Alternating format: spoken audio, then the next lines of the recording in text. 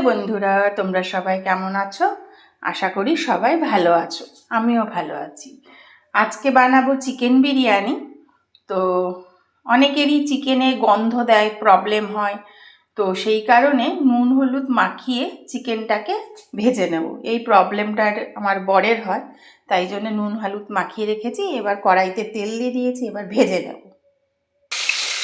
চিকেনটাকে ভেজে নিচ্ছি।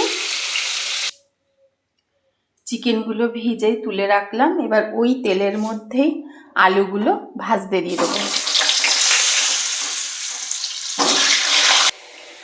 এদিকে আলু ভাজাটা চলছে। এবার এই চিকেন ভাজাটাকেই ম্যারিনেট করব।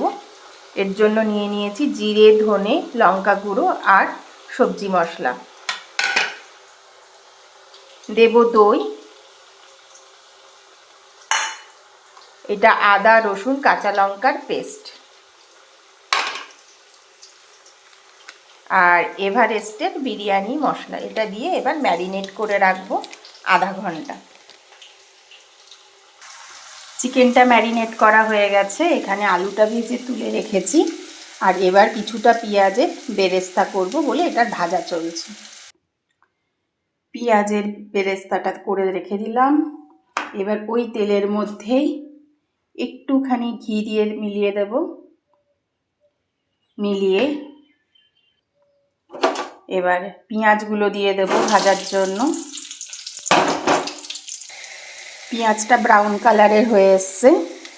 এবার ম্যারিনেট করা চিকেনটা দিয়ে দেব, দিয়ে কষাতে থাকবো। চলছে চিকেনটা কষানো। এর মধ্যে আলুও দিয়ে দিয়েছি আর একদম ধিমে আঁচ করে দিয়েছি। সব তো ভাজাই আছে, খুব তাড়াতাড়ি হয়ে যাবে। এবার ঢাকা দিয়ে দেবো। চিকেনটা একদম কষানো হয়ে গেছে। এবার তুলে রেখে দেব। এবার 80% ভাত করে তার সঙ্গে মিলিয়ে দেবো। Thank you. তারপরে দেখাবো। বিরিয়ানি বানাবার চালটা 1 ঘন্টা আগেই ধুয়ে ভিজিয়ে রেখেছিলাম। এতে নুন দেওয়া আছে, অল্প সাদা তেল দেওয়া আছে, তেজপাতা, স্টার, তারপরে গোলমরিচ আর লবঙ্গ, এলাচ দিয়ে ভিজিয়ে রেখেছিলাম। এবার গ্যাসটা জ্বালিয়ে দেবো।